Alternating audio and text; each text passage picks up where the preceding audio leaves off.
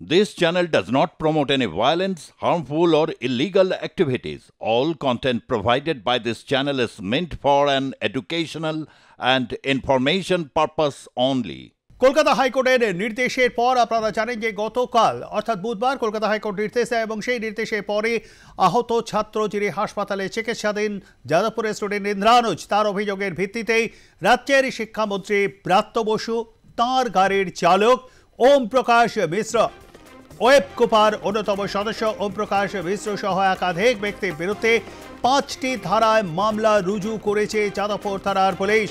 এর মধ্যে জামিন অযোগ্য ধারাও কিন্তু রয়েছে।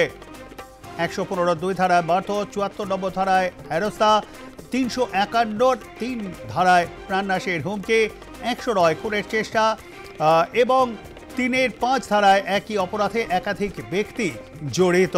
আপনাদেরকে আরও একবার জানিয়ে রাখে কলকাতা হাইকোর্টের নির্দেশ পর মামলা যাদবপুর থানায়, অভিযোগ দায়ের যাদবপুর থানায়, 5টি ধারায় মামলা রুজু।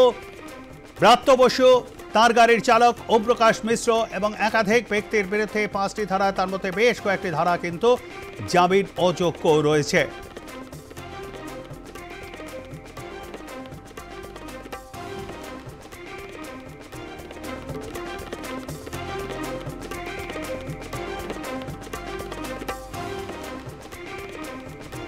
ছাত্র অবস্থানে আজও কিন্তু উত্তপ্ত যাদবপুর বিশ্ববিদ্যালয়। আগামীকাল পরীক্ষা রয়েছে, ঠিক তার আগে আজকের পরিস্থিতিটা কিরকম জেনে নেব। সরাসরি চলে যাবো, সেখানে রয়েছেন আমাদের প্রতিনিধি নাজিয়া রহমান। নাজিয়া, এই মুহূর্তে কি পরিস্থিতি যাদবপুরে? যাদবপুর বিশ্ববিদ্যালয়ে এখনো অচল অবস্থা অব্যাহত বলা যেতেই পারে এবং ক্লাস শুরু হয়েছে, তবে অ্যাটেন্ডেন্স দিচ্ছে না পড়ুয়ারা। তারা ক্লাস করছে, বহু পড়ুয়ায় ক্লাস করছে, কিন্তু অ্যাটেন্ডেন্স দিচ্ছে না। তার কারণ তাদের যে দাবিগুলো আছে সেই দাবিগুলো পূরণ না হওয়া পর্যন্ত তারা কিন্তু অ্যাটেন্ডেন্স দেবে না বা পুরোপুরিভাবে ক্লাস করবে না, এমনটাই কিন্তু তাদের পক্ষ থেকে জানানো হয়েছে। 4 নম্বর গেটে আজ ফের মিছিলের ডাক দেওয়া হয়েছে। বামপন্থী ছাত্র সংগঠনগুলির তরফ থেকে এই মিছিলের ডাক দেওয়া হয়েছে, যে মিছিলে সমস্ত স্টেক হোল্ডাররা তারা উপস্থিত থাকবে, তারা এই মিছিলে অংশগ্রহণ করবে। পাশাপাশি আজকে আবারও জিবি মিটিং আছে এবং সেই জিবি মিটিং এ সিদ্ধান্ত নেওয়া হবে যে এই আন্দোলন কোন পথে এগোবে, পরবর্তী পদক্ষেপ কি হবে। তার কারণ উপাচার্যকে যে সময়সীমা দেওয়া হয়েছিল বুধবার বিকেল 4টে পর্যন্ত, সেই সময়সীমা অনেক আগেই কিন্তু পেরিয়ে এসেছে। উপাচার্য এখন হাসপাতালে চিকিৎসাধীন এবং তার শারীরিক অবস্থার অবনতি হওয়ায় গতকালকে তাকে হাসপাতালে ভর্তি করা হয়েছিল। আজকেও তিনি হাসপাতালে আছেন এবং ডাক্তারদের বক্তব্য আরো কয়েকদিন তিনি হাসপাতালে অবজারভেশনে থাকবেন, তবে তার শারীরিক অবস্থার উন্নতি হয়েছে আগের তুলনায়। কিন্তু ছাত্রছাত্রীরা যারা আন্দোলন করছেন তারা কিন্তু এখনো অব্যাহত রয়েছেন আন্দোলনে এবং তারা অনড় রয়েছেন। আমি কথা বলবো, এখানে জমায়েত প্রায় শুরু হয়ে গেছে, আর কিছুক্ষণ পরেই শুরু হবে মিছিল। তার আগে এই 4 নম্বর গেটের সামনে জমায়েত শুরু হয়েছে।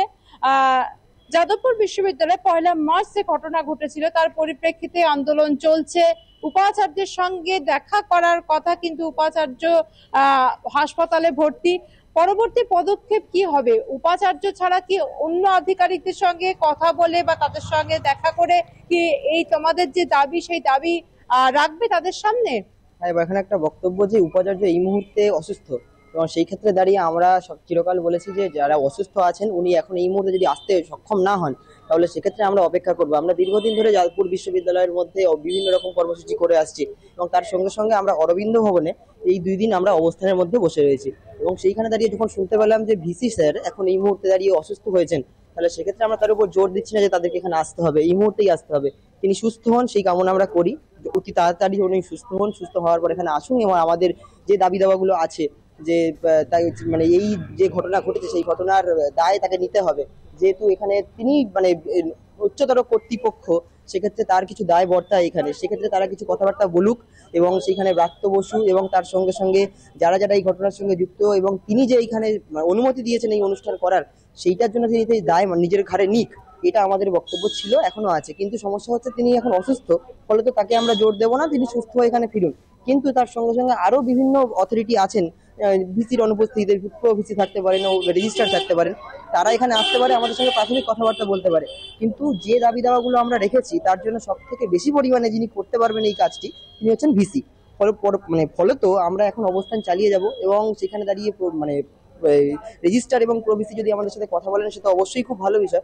তার সঙ্গে সঙ্গে আমরা ভিসির জন্য অপেক্ষা করব, ভিসি যতদিন না আসছেন, এবং আমাদের সঙ্গে সঙ্গে আসার সঙ্গে সঙ্গে আমাদের যে দাবি দেওয়া রয়েছে কি যতক্ষণ না মেনে নিচ্ছেন ততক্ষণ আমাদের এই অবস্থান চলতে থাকবে। এবং তার সঙ্গে সঙ্গে আমরা ডিপার্টমেন্টে বিভিন্ন রকম ভাবে আমরা কর্মসূচি বেঞ্চে বেঞ্চে ছেলে মেয়েদের মধ্যে পৌঁছে দিচ্ছি যে কি করা উচিত না উচিত।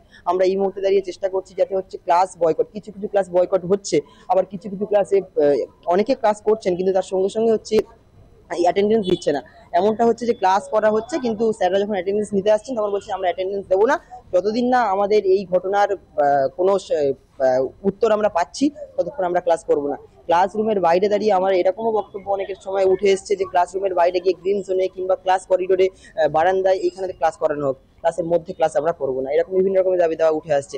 এই লড়াই এই কথাবার্তা আমাদের এখন চলতে থাকবে যতদিন না আমরা এই ঘটনার কোনো রকম। আগামীকাল যে পরীক্ষা হওয়ার কথা সেক্ষেত্রে বেশ কয়েকটি ডিপার্টমেন্টে পরীক্ষা আছে, তো সেই পরীক্ষাও কি বয়কট হচ্ছে? মানে এইবার কি এই পরীক্ষা দিচ্ছ না, পরে অন্য ডেট দেওয়ার জন্য কর্তৃপক্ষকে আবেদন জানানো হয়েছে? দেখুন, পরীক্ষার বিষয়টা নিয়ে আমি একটা কথা খুব স্পষ্ট করে দিই, এই পরীক্ষাটা হচ্ছে আর্টস ফ্যাকাল্টির মধ্যে এবং সায়েন্স ফ্যাকাল্টির মধ্যে পরীক্ষা নেই, কিন্তু ইঞ্জিনিয়ারিং ফ্যাকাল্টির ফার্স্ট ইয়ারের বেশ কিছু ছাত্রছাত্রীদের মধ্যে সেই পরীক্ষা চলছে বলে আমি শুনেছিলাম। এবং বিষয়টা হচ্ছে আমরা যখন ধর্মঘট ডেকেছিলাম তখন আমরা একটা কথা খুব স্পষ্ট করে বলে দিয়েছিলাম যে আমাদের পরীক্ষা নিয়ে কোনো বিরোধ নেই। পরীক্ষা যখন আছে একটা বড় অংশের ছেলেমেয়েরা পরীক্ষা দেওয়ার জন্য বিভিন্ন রকম টেনশনের মধ্যে থাকে যে ধর্মঘট হচ্ছে মানে পরীক্ষা হবে কি হবে না।